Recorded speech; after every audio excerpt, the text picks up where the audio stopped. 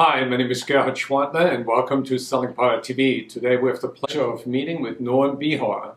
He is the CEO of the Sales Readiness Group. Leadership is an essential quality of a sales manager. Why is leadership so important? You know, Gerhard, leadership is really important because people want to be inspired and follow people that they trust and that they admire. And if we think back about your career or my career, we really reflect fondly on people that were great leaders. But I think there's always this misconception of leaders. Sometimes we think about people who are naturally charismatic, and that's a great quality, and people who, at least at first blush, think they can inspire people. But sometimes that really fades over time because it's really just a dynamic personality and it's not true leadership. So having a great personality is a part of leadership, but when you think about the whole package and what really makes leadership stick, it's people who have a vision of where they want to go in the future and then can lead and inspire people to follow that vision. Can you provide an example of a great vision? Yeah, Gerhard, if I think back about a great vision, I think about Dr. Martin Luther King Jr. and the I Have a Dream speech, because a dream really tells someone where they're going with the vision. It's very inspirational, and it was that inspiration that really led to the civil rights movement in the United States. For sales, it's a little bit more about where are we going over the next 6 to 24 months, and being able to maybe take this idea, maybe our CEO or chief sales officer kind of has an initiative for the year over the next 2 years. We see in software companies that may be switching from legacy products to cloud-based subscription products and saying, okay, here's where we're going. And then being able to translate that into a vision for your team, maybe being the top producing team in a region or having the highest percentage of new subscription revenues. So those would be the examples of dreams that you might have for a sales team. But what's important about that dream is it can't be all about the leader. A dream that is all about the leader is going to fall flat. It's going to be really what's in it for the people who are part of that. So for example, if the sales team there, if they were going to earn higher commissions or they're going to get some level of recognition, then you're really tying that dream together, vision together, so it's really collaborative in nature. And that's what you're looking for, is a vision that people can rally around that's important to you and, more importantly, important to your team. So Norman, what are the key elements of a great sales vision? So Gerhard, there are 4 elements that are really important to a great vision. Number 1 has to be future focused. So I mentioned before, for sales, something like 6 to 24 months would be great. It needs to be challenging but achievable. So it shouldn't be something that's naturally going to happen on its own, but also something that's not impossible to do. So it has to be something that's challenging but reasonable. It has to be very specific as to what is going to change. What's the situation now? What will that situation look like in the future? And then it has to align with your organizational goals. So just to recap, future-focused, challenging, specific, and aligns with your organizational goals. So you communicated the vision. What's next?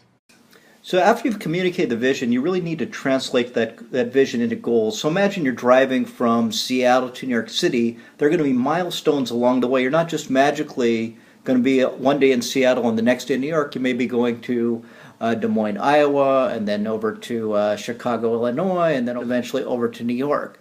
You need to have those same type of goals. And goals are really very specific, measurable outcomes that kind of take you from where you are today to where you want to be in the future.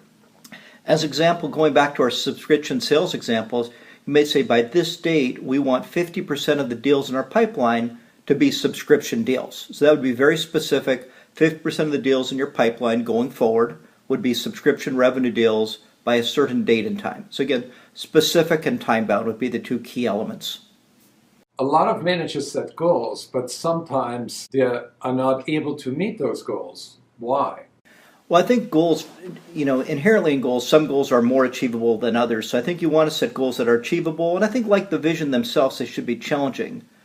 But if you really think about why people may not achieve a goal, it's because they really didn't necessarily have the tools they needed to achieve the goal. As it relates to a sales vision and those goals, I really think about strategies. So saying that half of our deals are going to be subscription-based deals over the next 6 months is a goal. How we're going to accomplish that? Are we going to have an upgrade path for our current customers? Are we going to have a promotion maybe for customers who are currently working with our competitors? Those are specific strategies. This is also an excellent opportunity to get input from your team and really to collaborate. So to the extent you can get buy-in and have specific strategies, then you have strategies that tie to those goals And more importantly, or I guess equally importantly, your team is a part of setting that strategy going forward. So how can you make sure that those strategies get implemented?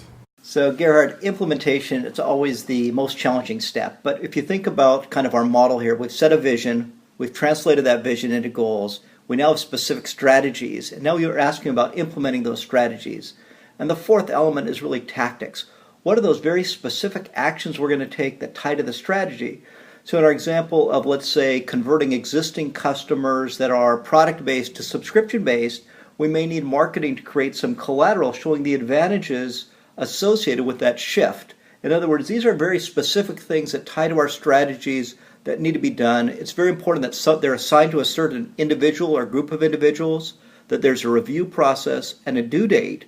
But those are actually the tactics, and I think that tactics sometimes are seen as somewhat mundane, but that's what really allows for implementation. That gets back to my comment earlier. There are sometimes these great visionaries, and they have these very lofty visions, but if they can't back those up with goals, strategies, and tactics, then it sometimes falls apart. And actually, it goes from being a motivator to being a demotivator. Does that mean you need to fully achieve your vision? No. But I think if you're going to have the best opportunity, you can at least apply these best practices. And that's really our approach to leadership. So Norman, can you recap for us what great leaders should do? First and foremost, Gerhard, the great leaders should be authentic. They really need to be who they are, because that's really what establishes trust, and it comes across as very authentic. Then once they are comfortable with their own style, not trying to adopt someone else's style, they really need to think about, okay, what is the vision? Is it future focused, looking out 6 to 24 months? Is it relevant to me? And more importantly, is it relevant to the people that I'm leading? Can I translate that vision into concrete goals that everyone can understand and buy into, that are measurable, actionable, time-bound? Then translate those goals into specific strategies. So the third element is about strategies. How are we going to accomplish these goals? And then the specific tactics that tie to each of those strategies.